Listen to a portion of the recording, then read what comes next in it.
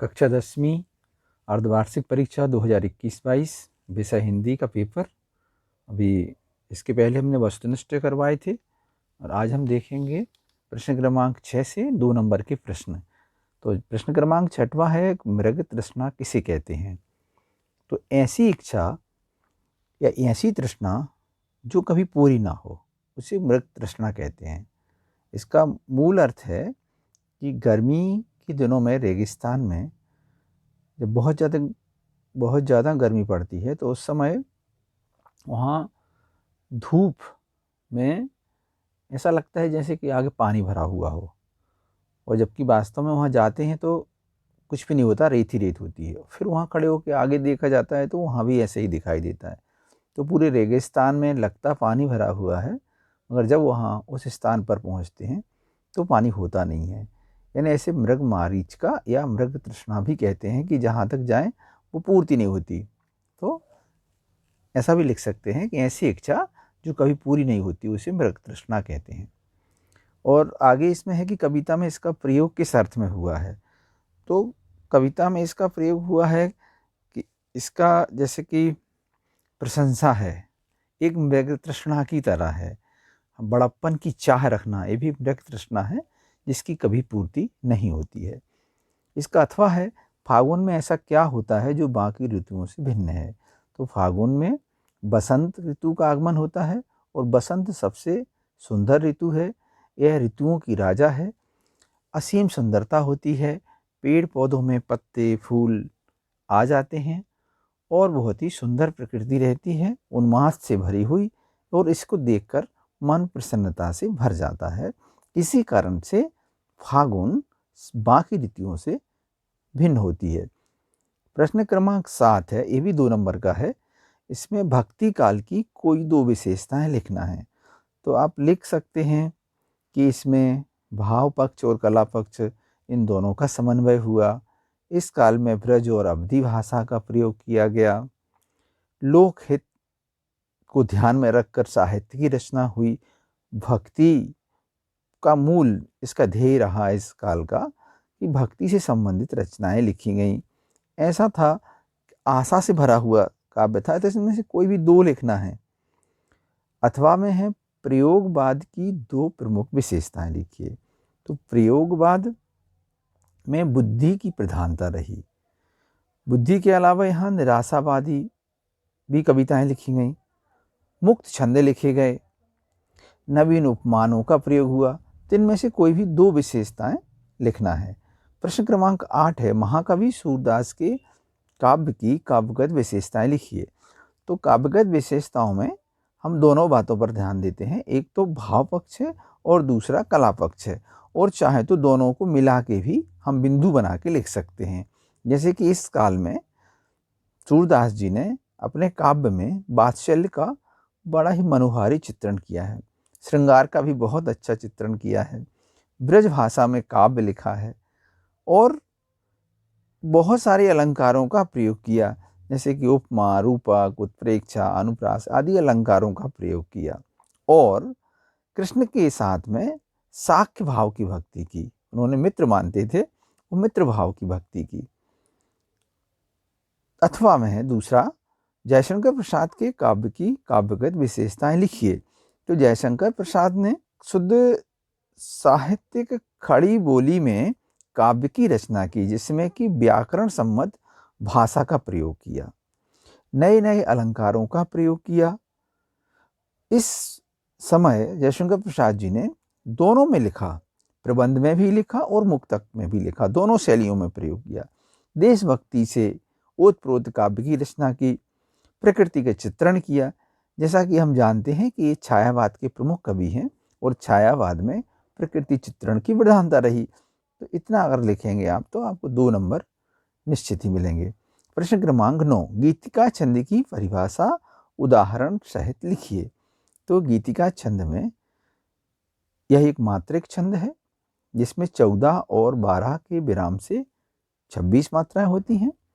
उदाहरण के लिए एकदम सरल है, हे प्रभु आनंददाता ज्ञान हमको दीजिए, शीघ्र सारे दुर्गुणों को दूर हमसे कीजिए, लीजिए हमको शरण में, हम सदाचारी बने, ब्रह्मचारी धर्म रक्षक वीर व्रतधारी बने। इतना उदाहरण लिखना है और ये सरल भी है क्योंकि प्रार्थना है एक।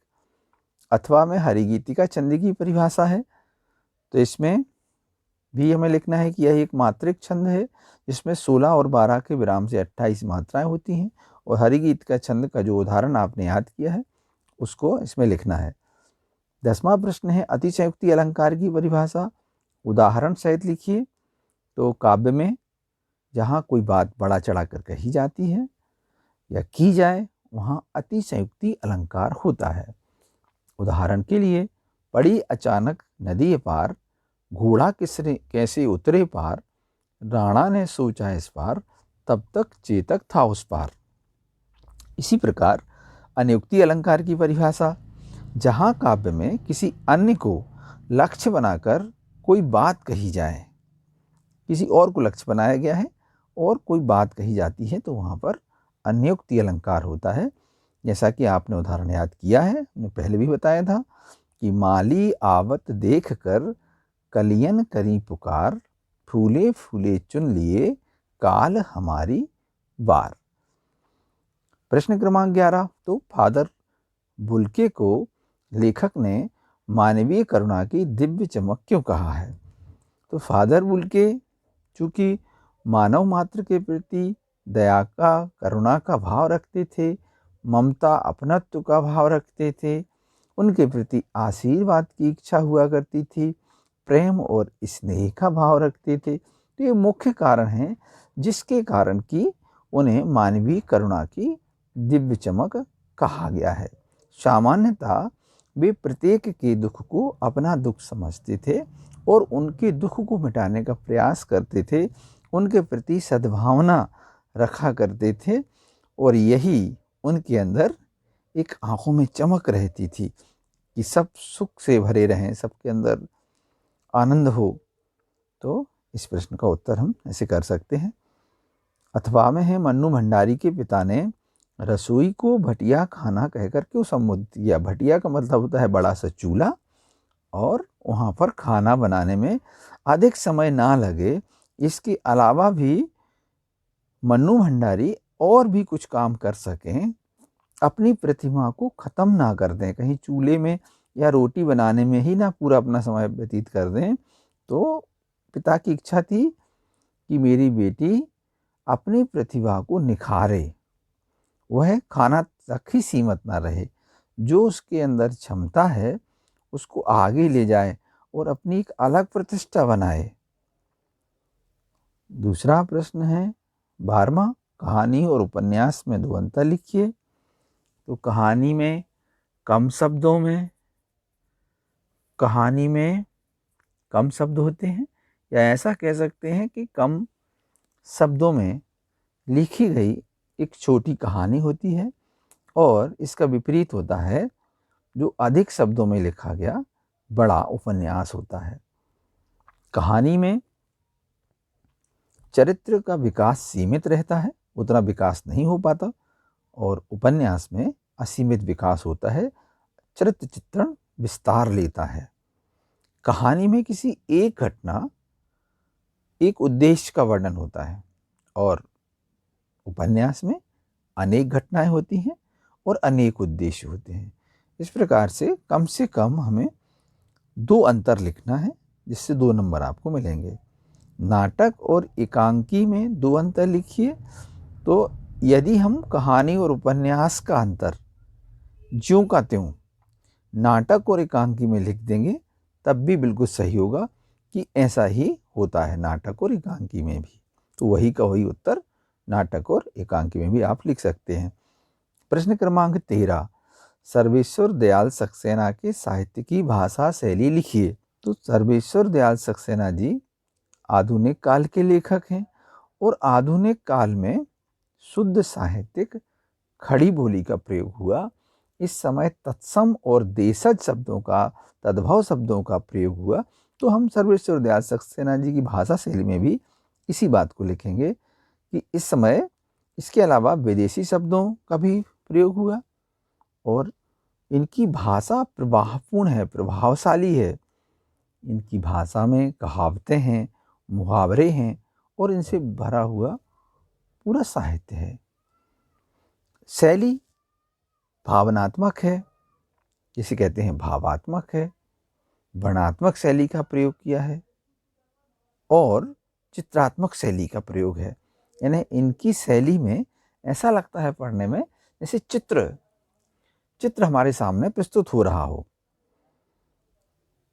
क्योंकि ये 2 नंबर का है तो इतने से आपका काम चल जाएगा और इतने में आपको 2 नंबर मिल जाएंगे। इसी प्रकार मन्नू भंडारी के साहित्य की भाषा शैली लिखना है अथवा में, तो यहाँ भी चूंकि मन्नू भंडारी भी आधुनिक काल की हैं, तो आधुनिक काल के कारण यहाँ भी हम लिखेंगे शुद्ध साहित्यिक खड़ी बोली का प्रयोग किया गया है। भाषा में चूंकि इनकी भाषा में बोलचाल के शब्दों का प्रयोग हुआ था।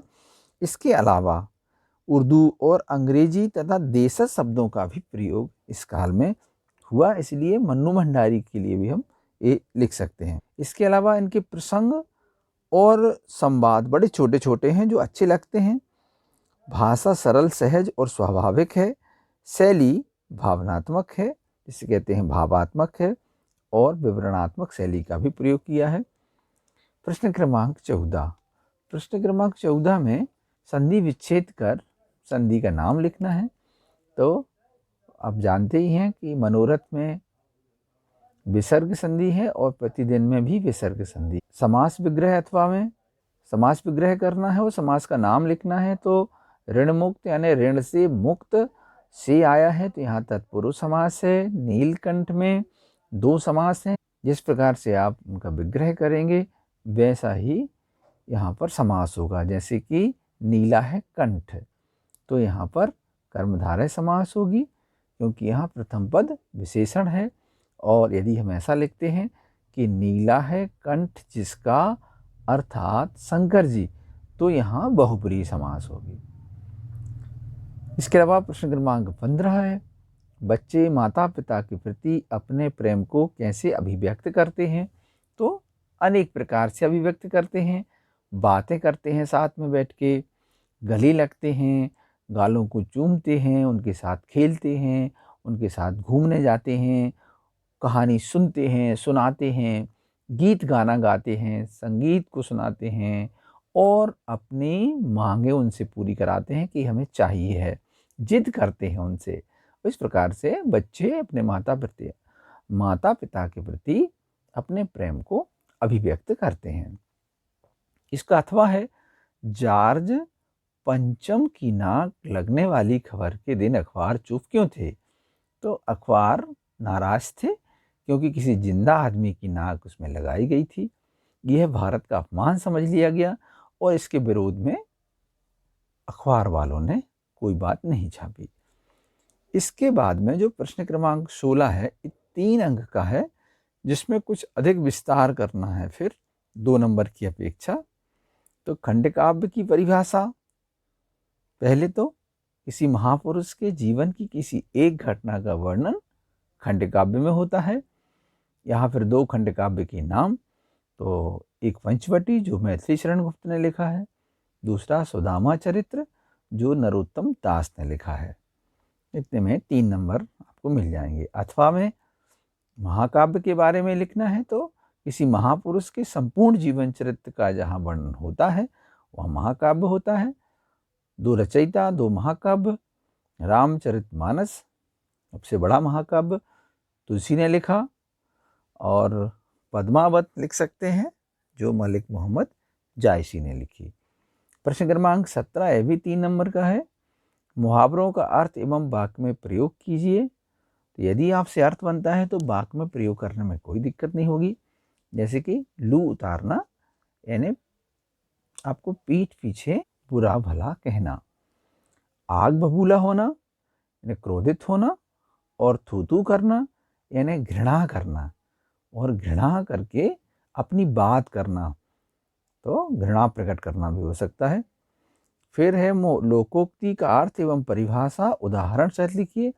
तो लोक उक्ति यानी लोक धन उक्ति यानी लोक में जो प्रचलित बात है उसे हम लोकोक्ति कहते हैं। उदाहरण के लिए, अब पछताएं होत का जब चिड़िया चुग गई खेत, यानी कि समय बीत जाने पर पछताने से क्या फायदा। अथवा में है, परीक्षा की तैयारी पर दो मित्रों के बीच होने वाले संवाद को लिखिए।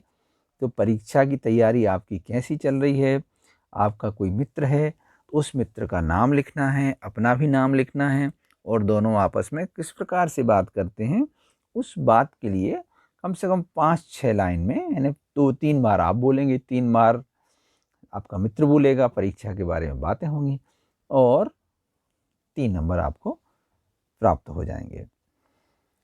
इसके बाद में है अपठित गद्यांश पढ़कर नीचे दिए प्रश्नों के उत्तर लिखिए। यहाँ भी 3 अंक हैं। पहला है शीर्षक बनाना है। तो इस पूरे गद्यांश को पढ़ने के बाद जो शीर्षक आया है वह आया है स्वास्थ्य के बारे में। तो स्वस्थ ही जीवन है, तो स्वस्थ जीवन भी इसका शीर्षक बन सकता है, स्वास्थ्य ही जिंदगी भी शीर्षक बन सकता है। अनमोल क्या है, तो यह शरीर अनमोल है, इसके बारे में यहाँ बताया भी गया है। फिर गा है अनमोल एवं स्वस्थ का विलोम शब्द लिखिए। तो अनमोल जिसका कोई मोल नहीं, और मोल मतलब जिसका मूल्य होता है, और स्वस्थ का हो जाएगा आ लगाना है तो अस्वस्थ हो जाएगा। यदि ए आपसे बनता है तो ठीक है, और नहीं तो आपको अथवा में जो नीचे पद्य दिया हुआ है, इस पद्य को यदि आप पढ़ेंगे तो पढ़ने के उपरांत आपसे तीनों प्रश्न यहाँ भी बनेंगे। यहाँ भी आया है शीर्षक, तो पूरे अपठित गद्यांश में एक शब्द आया है परिश्रम, तो यहाँ उचित शीर्षक होगा परिश्रम। फिर खा है श्रम का क्या महत्व है, तो उत्तर होगा कि श्रम से ही जीवन संवरता है। स्वयं के परिश्रम से ही व्यक्ति स्वाभिमानी बनता है। श्रम से दीनता खत्म हो जाती है, समाप्त हो जाती है, नव यौवन आता है, नव जीवन बनता है, और इस प्रकार से हमारा जीवन आगे जाता है। श्रम का बहुत ही अधिक महत्व है। गा है उपर्युक्त पद्यांश का सारांश लिखिए। तो इसका 3, 3, 6 और 2 8 पंक्तियां हैं। 8 में से कम 4 पंक्तियों में, अन्यथा 3 पंक्तियों में हमें सारांश लिखना है। प्रश्न क्रमांक 20, इसका संदर्भ प्रसंग लिखना और साथ में भावार्थ लिखना है और विशेष भी लिखना है। कहे उ लखन मुनिशील तुम्हारा, तो यहाँ लखन आया तो निश्चित तौर से आप समझ जाएंगे कि ये लक्ष्मण परशुराम संवाद से लिया गया है। तो लक्ष्मण राम परशुराम संवाद से लिया गया है, और जिसके कवि तुलसी हैं। तो अगर आपको संदर्भ बन जाता है तो बाकी आप आराम से कर सकते हैं। अथवा वाला देखें, बादल गरजू, तो यहाँ पर बादल गरजू शब्द आपको याद रहेगा कि उत्साह नामक कविता से है, और इसकी कवि सूर्यकांत त्रिपाठी निराला जी हैं। प्रश्न क्रमांक 21, इसमें भी गद्यांश दिया हुआ है जिसका संदर्भ प्रसंग व्याख्या और विशेष सभी लिखना है। पूरी बात तो अब पता नहीं, मूर्तिकार शब्द आया है इसमें, मूर्ति की लागत, तो इससे पता चल रहा है कि नेताजी की चश्मा की बात की गई है जो स्वयं प्रकाश जी ने लिखा हुआ है। अथवा में उसमें पाठ का नाम लिखा है, तीसरी पंक्ति में लिखा है बाल गोविंद भगत। तो एक पाठ है जिसका नाम ही है बाल गोविंद भगत, और जिसके लेखक हैं राम वृक्ष बेनीपुरी। इसके बाद में आपने, चूंकि इसमें स्थानांतरण प्रमाण पत्र के बारे में है जो सरल है, इसके बारे में लिखा भी है। फिर अपने मित्र को पत्र है, इसे आप बन जाएगा, और कम से कम 1 या 1.5 पेज में एक सारगर्भित निबंध लिखना है। और निबंध भी बहुत अच्छे हैं, विज्ञान से संबंधित है, विद्यार्थी जीवन का भी है, और कोविड-19 से संबंधित भी है। तो हमें आशा है कि आपसे हिंदी का ये पेपर बनेगा, आपकी तैयारी में, अगले पेपर की तैयारी में ये सहायक होगा।